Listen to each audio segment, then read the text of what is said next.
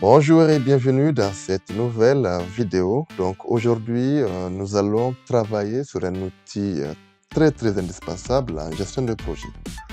Cet outil est utilisé par presque tous les chefs de projet, pour tous les types de projets bien sûr, et dans tous les domaines. Il s'agit bien sûr du fameux diagramme de Gantt.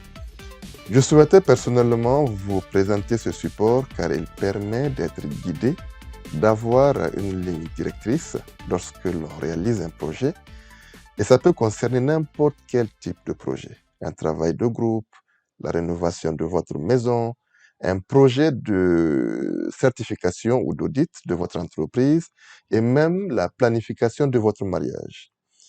Et lorsque l'on est embarqué dans ce genre de projet, on a malheureusement, comme on dit souvent, le pain sur la planche. Et avoir un diagramme de Gantt pertinent, réalisé par vos soins, que vous pouvez réajuster à tout moment, eh bien, ça permet de soulever la tête, de voir où on en est, de prendre du recul et d'enlever ce sentiment de panique que l'on peut souvent avoir lorsqu'on est débordé. D'accord?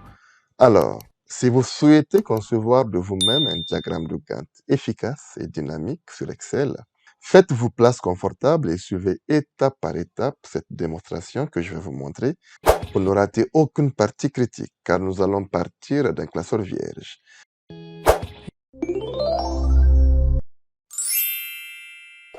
Nous allons créer la maquette de ce diagramme de Gantt. Donc ici, je mettrai ordre. La deuxième cellule, là, je vais mettre tâche. Là, je vais mettre affectation. Donc ici, ça nous permettra tout simplement d'affecter un groupe de personnes ou bien une personne individuelle. D'accord?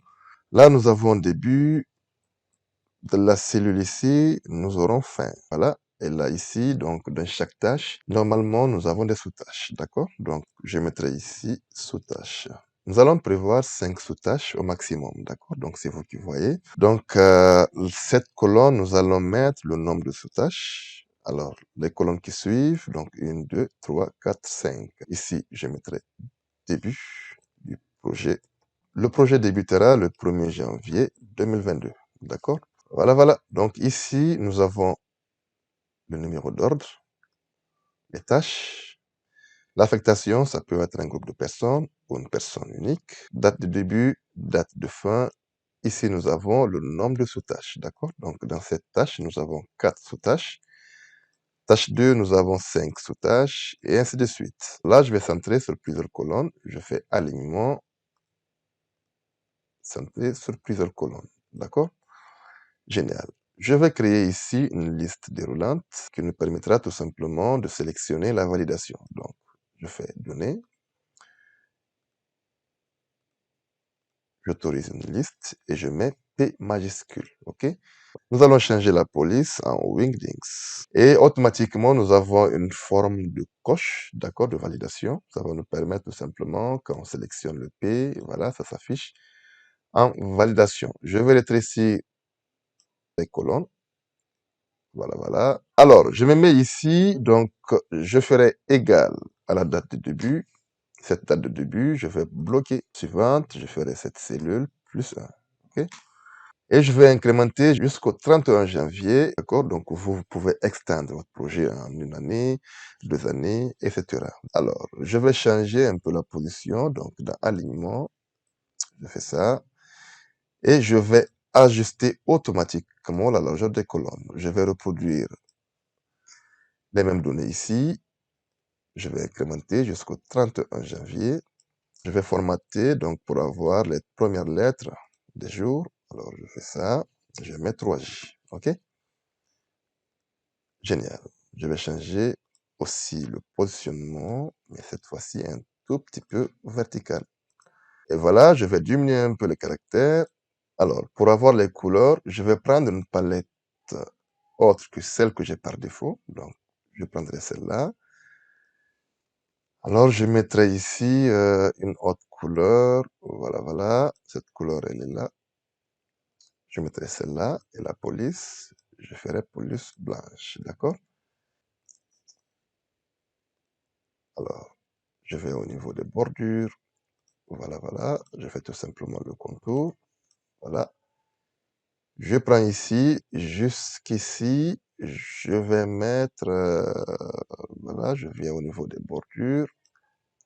Voilà, voilà, je fais ça. Génial. Au niveau des sous-tâches, donc, je mettrai la même couleur ici, ok, mais avec des coches blanches, et je mettrai en gras. Là, qu'est-ce que je vais faire? Je vais mettre des bordures blanches. Ça marche? Les bordures sont là. Je fais intérieur.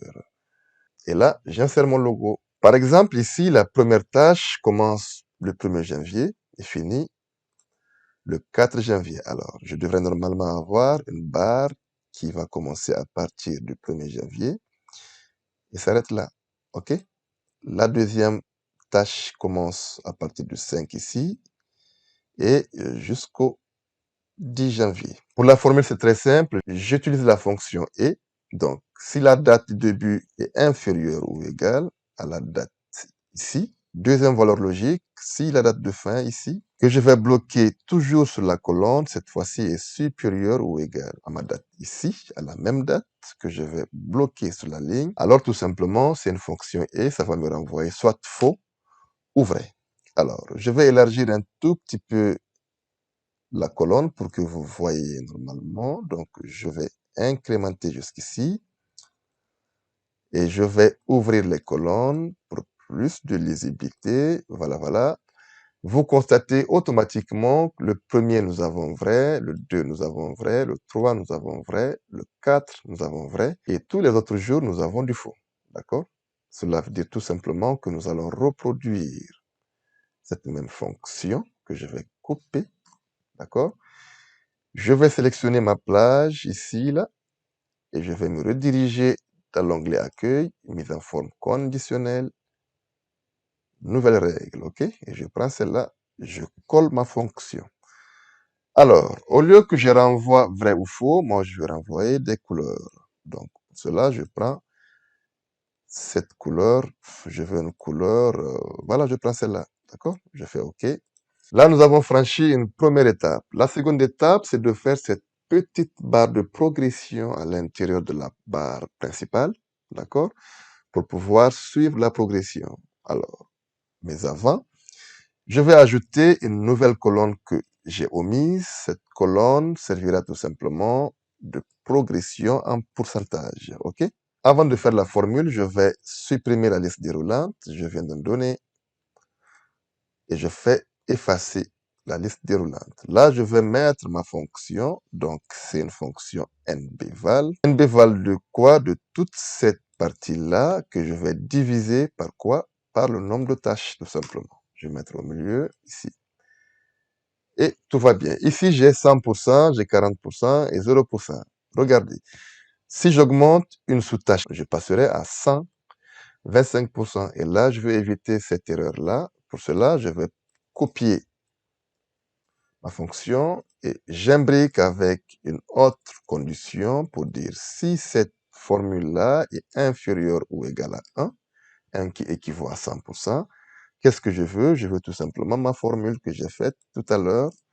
Sinon, alors tu me ramènes le 1 tout simplement. OK? Là, je m'arrête à 100%. Je vais essayer de faire cette petite barre de progression à l'intérieur de la barre principale. D'accord? Pour cela, soyez vraiment attentifs à ce niveau et nous allons concevoir une petite formule pas trop complexe avec la fonction si imbriquée de la fonction i. Alors, la première valeur logique, je dis si cette cellule, la date de début, bien sûr que je vais bloquer sur la colonne est toujours inférieure ou égale à quoi? À ma date ici, que je vais bloquer sur la ligne cette fois-ci. Deuxième valeur logique, cette fois-ci, suivez bien, je prendrai toujours ma date de début que je vais bloquer sur la colonne. J'additionne mon pourcentage, lui aussi je bloque sur la colonne. Je fais une multiplication entre parenthèses, date de fin que je vais bloquer sur la colonne, moins date de début que je vais encore bloquer sur la colonne. Si cette formule que j'ai faite est encore supérieure ou égale à ma date, ici là, que je vais bloquer sur la ligne, Alors, je ferme les valeurs logiques, je passe à la valeur si vrai, je veux 1, sinon, je veux du guémé, d'accord?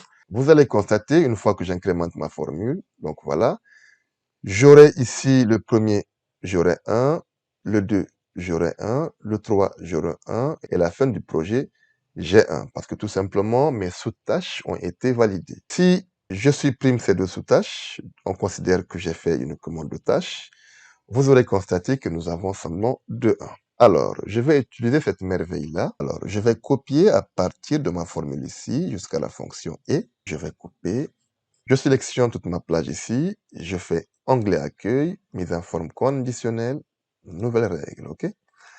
Alors, ici, je colle ma formule que j'ai faite. Il n'y a qu'à tout simplement mettre une couleur. Alors, cette fois-ci, je prends cette couleur-là, d'accord? Très foncé, et vous aurez constaté automatiquement que mon diagramme de Gantt est vraiment dynamique. Sauf que j'ai une erreur qui surgit actuellement, d'accord? L'erreur, c'est qu'ici, j'ai 0%, mais ça n'empêche, j'ai des progressions. Alors, pour corriger cela, je vais tout simplement retourner dans ma mise en forme conditionnelle, ok? Et je vais simplement ajouter une troisième valeur logique, d'accord? Donc, la valeur logique, c'est point virgule. Si, une fois de plus, ma cellule de progression ici, d'accord, est différente de 0.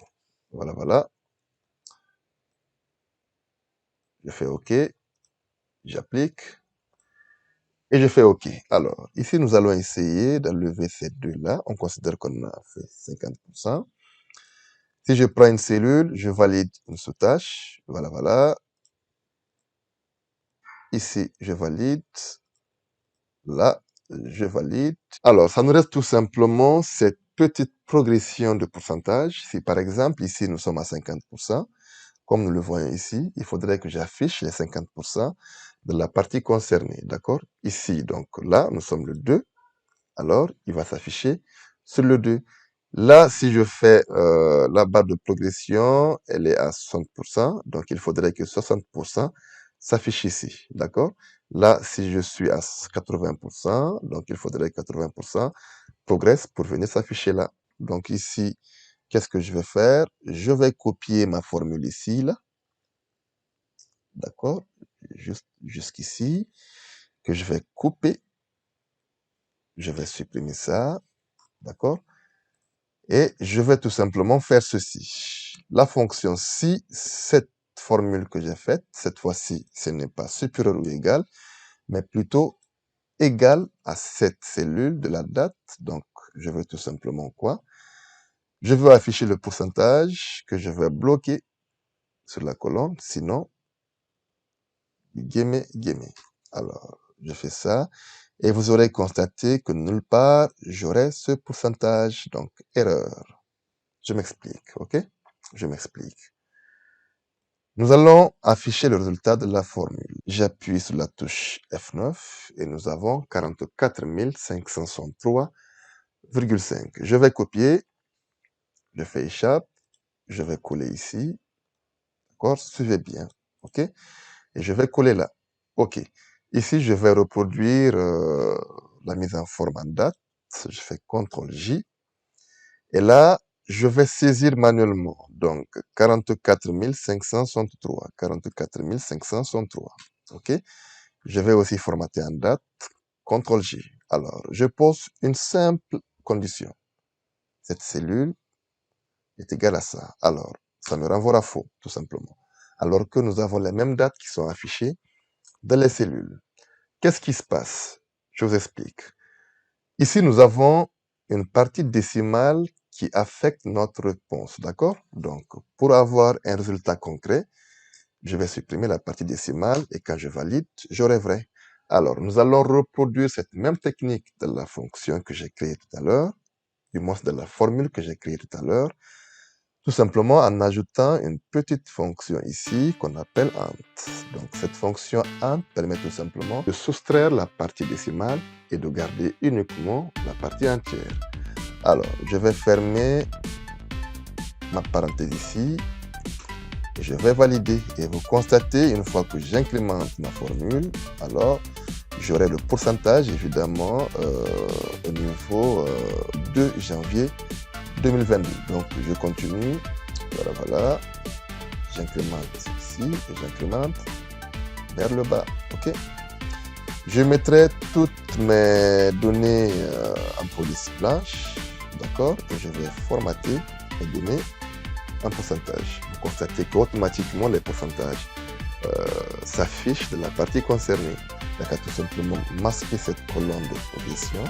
Masque. J'espère que cette petite démonstration vous aura plu. Vous saurez l'adapter en fonction de vos besoins. Et quant à moi, je vous dis à très bientôt dans une prochaine vidéo. Merci et ciao.